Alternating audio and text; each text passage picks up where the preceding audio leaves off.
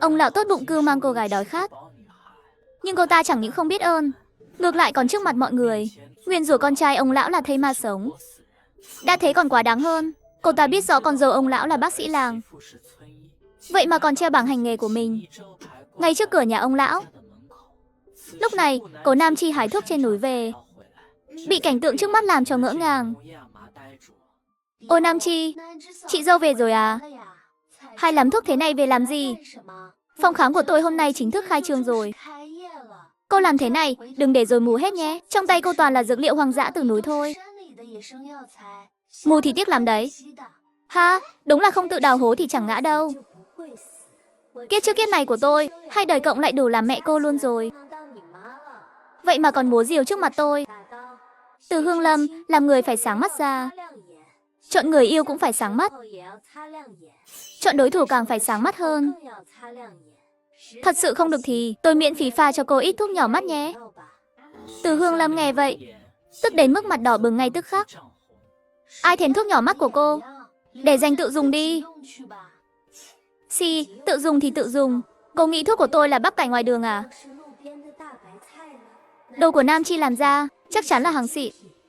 Từ Hương Lâm thấy cô ấy cứ tỉnh bơ như không, càng thêm tức tối. Chữa được mấy ca đâu mà làm quá lên thế. Chẳng qua là mèo mù vừa cà rán thôi. Cô có gì mà khoe khoang? So với tôi, dân y khoa chính gốc, cô chỉ là kẻ ngoài nghề giả vờ hiểu biết. Cô tưởng chiếm hết danh tiếng làm thuốc quanh làng này là tôi hết cách với cô sao?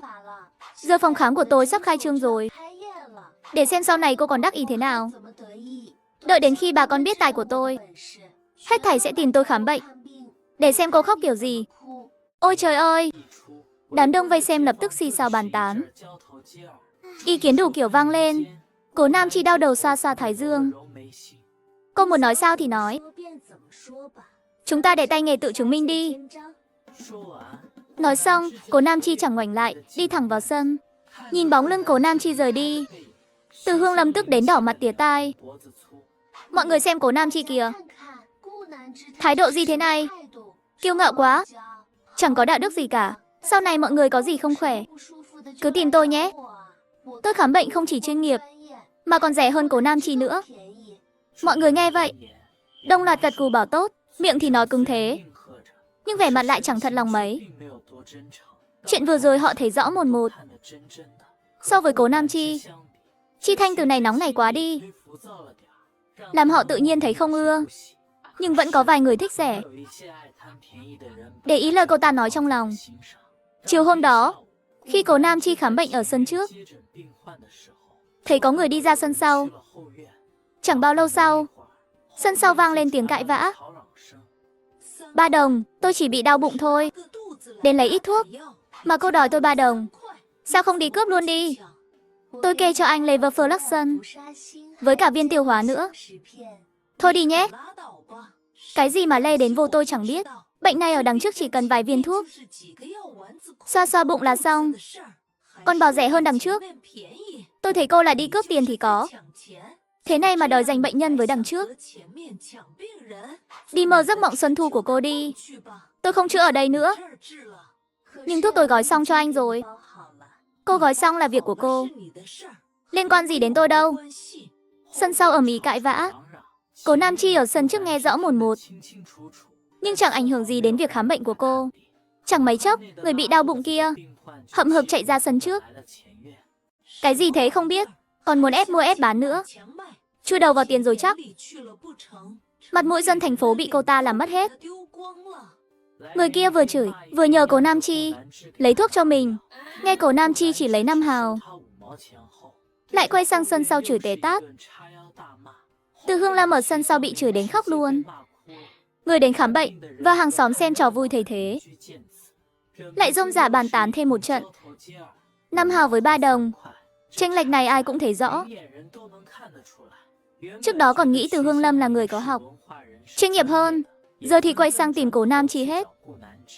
Chiều hôm đó, người tìm Cố Nam Chi khám bệnh không hề giảm, thậm chí còn đông hơn, bận rộn đến tối mịt. Cô mới tiễn bệnh nhân cuối cùng, nhưng vừa tiễn người xong, Từ Hương Lâm mắt đỏ hoe đã tìm đến cửa. Cố Nam Chi, cô cố ý đúng không? Cố ý cướp mối làm ăn của tôi hả? Trước lời buộc tội của Từ Hương Lâm, Cố Nam Chi không nhịn được cười khẩy. Cô xem đây là làm ăn, thì tôi chẳng cần cướp. Cô nói vậy là sao? Cố Nam Chi, tôi nói cho cô biết, đừng có ở đây vừa được lợi vừa làm bộ. Đừng tưởng tôi không biết. Hôm nay người đến chỗ cô khám bệnh, có mấy người ban đầu định tìm tôi đấy. Cô chính là cướp mối của tôi. Người này sao chẳng hiểu tiếng người thế nhỉ? Nếu làm bác sĩ làng thật sự là một mối làm ăn, tôi việc gì phải bù tiền túi để chữa cho mấy người nghèo khó trong làng. Ai như cô chứ? Mấy viên levofloxacin với tiêu hóa, đòi hẳn 3 đồng. Cô đúng là gan to thật. Sao cô không nói gì? Không nói là cô ngầm thừa nhận rồi nhé. Cô cướp mối làm ăn của tôi, còn giảm giá để cạnh tranh ác ý với tôi nữa. Cô lấy đâu ra mặt mũi mà tỏ vẻ cao thâm trước tôi? Cố Nam Chi, tôi nói cho cô biết, hôm nay chuyện này cô không cho tôi lời giải thích. Tôi với cô chưa xong đâu. Cô chưa xong với ai? Tạ Mẫu nghe đến đây, cuối cùng không nhịn nổi, bước lên che chắn cho Cố Nam Chi. Thấy con dâu tôi làm bác sĩ làng, cô ghen tức nên cũng đòi làm theo. Cô khám bệnh đắt, chẳng ai tìm cô, lại trách chúng tôi không bán được vịt. Ngông điên nói chính là loại như cô đấy. Cô còn dám chỉ tay vào con dâu tôi thử xem. Tin tôi bẻ ngón tay cô không? Dạy dỗ kiểu này mà cũng là dân thành phố, chẳng ra gì cả. Nói đúng lắm, chẳng ra gì thật. Gặp người vô lý thì nhiều, nhưng chưa thấy ai vô lý như cô ta. Sân sau nhà tôi không có cửa sao? Cô dựng bảng hiệu trước cửa nhà tôi. Chị dâu tôi còn chưa nói gì cô. Không chấp nhận với cô. Vậy mà cô còn lên mặt. Coi nhà tôi dễ bắt nạt hay sao? Tôi nói cho cô biết, muốn bắt nạt chị dâu tôi, phải hỏi tôi có đồng ý không đã. Từ Hương Lâm bị hai người mắng đến mặt đỏ bừng. Cô cứ nhìn về phía Vương Uyển Minh đứng ở đầu đường, hy vọng họ sẽ lên tiếng giúp mình. Nhưng Vương Uyển Minh chỉ liếc cô ta một cái, rồi cúi đầu xuống. Cách hành xử của Từ Hương Lâm mấy hôm nay, anh ta thực sự không ưa nổi. Dù thấy cô ta bị nhà họ Tạ vây công, anh ta cũng hơi thương xót, nhưng chẳng thể nào bên người thân mà bỏ lẽ phải. Huống chi mấy hôm nay anh ta ăn cơm nhà họ Tạ. Ăn cơm người ta miệng mềm. Ngày thường, Vương Uyển Minh thân với Từ Hương Lâm mà chẳng động tính. Triệu Kiệt và Chi Thành khác là Giang Lâm bên cạnh, cũng chẳng nhúc nhích. Trong phút chốc, Từ Hương Lâm đơn thương độc mã, chẳng thể nào cãi lại Tạ Mẫu và Tạ Như Vân. Đúng lúc này, Tạ lão đập bàn đứng dậy. Tạ lão đập bàn hét lên, đừng ầm ĩ nữa. Từ Hương Lâm, cô bảo con dâu lớn nhà tôi cướp bệnh nhân của cô. Chắc vì chúng ta ở gần nhau quá thôi. Chuyện này giải quyết dễ lắm. Mấy người dọn về điểm Chi Thanh mà ở đi. Lời này vừa thốt ra, cả sân im phăng phắc, không một tiếng động. Từ Hương Lâm sững sờ, không tin nổi mà đứng ngây ra. Ngay cả Vương Uyển Minh cũng ngỡ ngàng ngẩng đầu lên. Dọn về điểm Chi Thanh á, bác Tạ, bác đang đuổi chúng cháu đi sao? Tôi cũng chẳng muốn đuổi các cô cậu đâu. Nhưng sự việc đến nước này rồi còn gì. Hồi đó trưởng thôn tìm tôi, bảo sân sau nhà tôi bỏ không, chẳng ai ở, chi bằng cho mấy cô cậu thuê, cũng giải quyết khó khăn cho làng. Tôi nghĩ sân sau để không cũng phí, nên cho thuê, mỗi người 1 tháng 1,5 cân lương thực. Nửa thuê nửa cho không. Chẳng ai bảo tôi thu nhiều của các cô cậu cả. Lương thực các cô cậu thiếu thốn, khất lần khất lữa không đưa, tôi cũng chẳng nói gì thêm. Nhưng các người lại dám bắt nạt con dâu tôi. Mấy hôm nay thì thôi rồi. Người bắt nạt Cố Nam Chi là Từ Hương Lâm, khất nợ lương thực thuê nhà cũng là Từ Hương Lâm. Bác muốn đuổi thì đuổi cô ta thôi, đừng liên lụy chúng cháu chứ. Chúng cháu chẳng nợ lương thực thuê nhà bác, cũng chẳng bắt nạt Cố Nam Chi đâu mà. Chúng cháu với Cố Nam Chi thân lắm luôn. Mọi người nói xem có đúng không? Thấy tình cảnh này, Vương Uyển Minh và Giang Lâm vội vàng gật đầu lia lịa. Từ Hương Lâm thấy Vương Uyển Minh gật đầu, người như muốn nổ tung. Nhưng đối diện ánh mắt Tạ lão, cô ta lại chẳng dám nổi đó, đành cúi đầu khóc lóc tủi thân.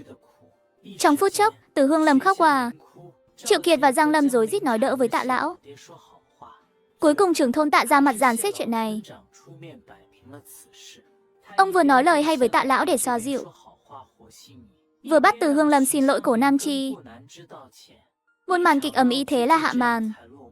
Quay về sân sau, Từ Hương Lâm trút hết cục tức trong bụng lên người Vương Uyển Minh. Vương Uyển Minh, sao anh không giúp tôi? Thấy tôi bị nhà họ Tạ bắt nạt, không những không bênh tôi, lại còn cùng Triệu Kiệt bắt nạt tôi nữa. Trong mắt anh còn có tôi là bạn không hả? Nghe tiếng động bên cạnh, Cố Nam Chi cười gian như gà trộm. Đợi sân sau cãi xong, yên ắng trở lại, cô mới bảo Tạ Kiến Bang đi đưa cơm. Tạ Kiến Bang vừa mang cơm đi, Cố Nam Chi và Tạ Như Vân ngay sau đó lén lén lút lút theo sau, rồi trốn sau cánh cửa nhỏ giữa hai sân. Khi Tạ Kiến Bang đến sân sau, Vương Uyển Minh đang buồn bã, thấy anh đến, lập tức quay đi lau khóe mắt. Anh đến làm gì? Ăn đi, không ăn là cơm nguội hết bây giờ. Vương Uyển Minh chẳng nói gì, cầm bát cơm cúi đầu ăn ngấu nghiến. Vương Uyển Minh vừa ăn vừa nghĩ ngợi, nghĩ đến Từ Hương Lâm, không nhịn được lại đỏ hoe mắt. Tôi đối tốt với cô ta thế, từ hồi đi học đã luôn âm thầm giúp đỡ cô ta. Có gì ngon gì tốt, đều nghĩ đến cô ta đầu tiên, nhưng cô ta thì... Vương Uyển Minh trong lòng không khỏi tủi thân, nước mắt như hạt trầu đứt dây giờ lã chã. Tạ Kiến Bang thấy cô ấy khóc, lập tức luống cuống tay chân. Ngẩn ra nửa ngày, Tạ Kiến Bang chỉ thốt được một câu: hay là cậu coi như cô ta chốt rồi đi. Vương Uyển Minh cố nén cơn muốn đánh người, trừng mắt nhìn gã trước mặt. Có ai an ủi người ta kiểu anh không hả? Chỉ tí chuyện không vui là bảo người ta chớt. Nhưng trông cậu buồn thiêu thế kia mà. Dù buồn thật thì cũng đừng đập bát nhé. Mấy hào tiền đấy? Cậu đập thì nhà tôi phải mua cái mới. Tôi muốn đập bát là vì buồn sao nổi. Chẳng phải bị anh chàng thét thằng này chọc tức à?